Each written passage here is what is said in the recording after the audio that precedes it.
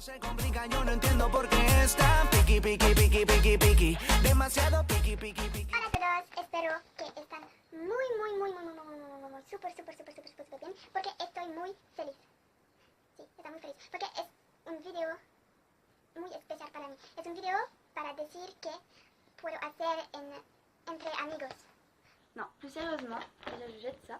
Plus sérieusement, je vais faire la vidéo en français parce que l'espagnol, j'aimerais bien en faire, d'ailleurs je pense que je vais en faire, mais ce ne sera pas pour aujourd'hui. Alors, pour ceux qui comprennent l'espagnol, vous n'avez pas besoin de voir les 10 prochaines secondes qui vont suivre, hein.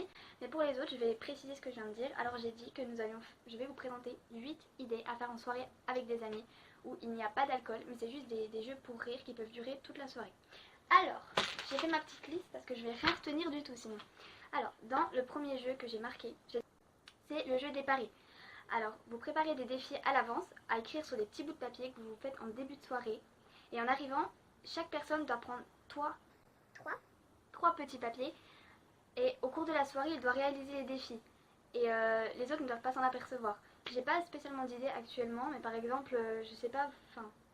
Non, j'ai vraiment pas, j'ai pas d'idée. Mais voilà. Et si les autres s'en aperçoivent, eh bien vous avez perdu. Et ceux qui perdent, on dégage. Et vous pouvez faire aussi qu'il ne reste plus qu'un gagnant à la fin. Sauf si vous êtes tous doués, mais voilà. Et le gagnant gagne quelque chose. Alors, le deuxième jeu, c'est le jeu du 21. Je ne sais pas si vous le connaissez tous, mais en tout cas, la plupart des gens le connaissent. Vous devez dire les chiffres de 1 à 21 dans l'ordre. Chacun votre tour, vous pouvez dire 1, 2 ou 3 numéros à la suite, c'est comme vous décidez. Et celui qui arrive à 21, il va changer un chiffre. Par exemple, il peut dire le 4, ça va être lampe. Du coup, ils vont reprendre le jeu en recommençant par 1, et au lieu de dire 4, ils vont dire lampe. Et ça va être comme ça tout le long.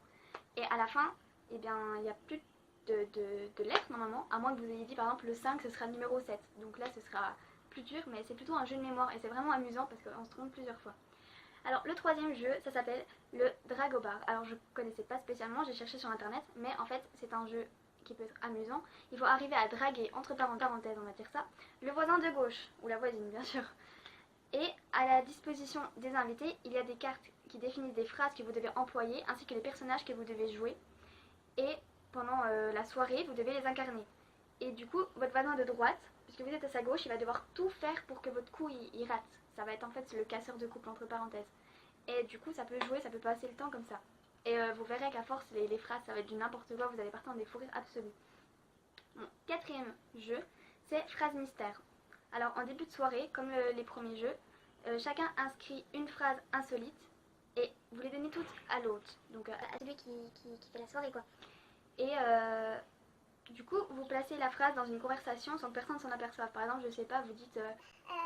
il y a des nuages avec un oiseau à plume géante. C'est complètement débile. Mais par exemple. Et vous êtes en pleine discussion, par exemple, vous parlez, je sais pas moi, de... Tiens, aujourd'hui je suis allée faire mes courses. Et vous dites la phrase à l'intérieur en essayant que... Je suis pas très français. En espérant... En faisant tout pour que les gens ne s'en aperçoivent pas. Et s'ils s'en aperçoivent, vous avez perdu. À la fin, vous dites vos trucs et vous verrez la réaction des gens et vous pouvez faire aussi des gages pour celui qui perd.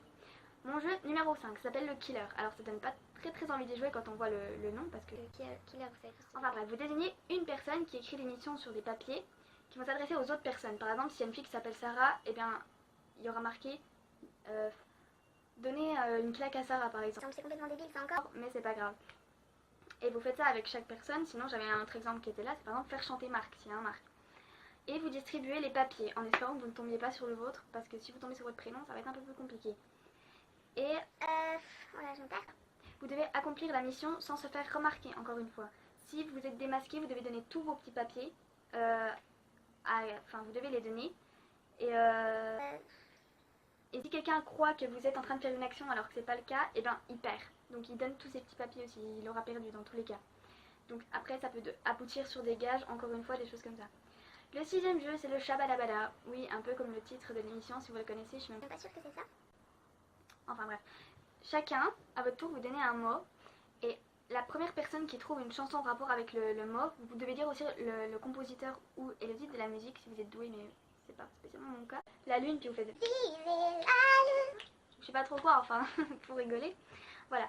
Mon septième jeu, j'y ai déjà joué quand j'étais petite, c'était très amusant. C'est la vache qui tâche sans tâche. Je sais pas si vous connaissez. Vous prenez un bouchon de liège que vous cramez pour que ça devienne tout noir. Et vous devez dire une phrase.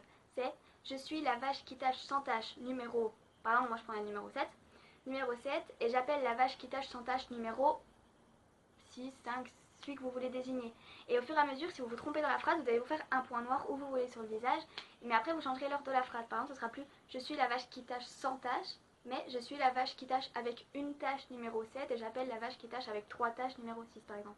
Et ce jeu, il est complètement loufoque. Par contre, pour retirer après, je sais pas comment vous allez faire, mais on galère. Ensuite, le 8e jeu, c'est pas spécialement mon préféré, j'ai hésité à le mettre, mais j'ai fait des recherches et je me suis dit qu'il y a plein de gens qui aimaient y jouer.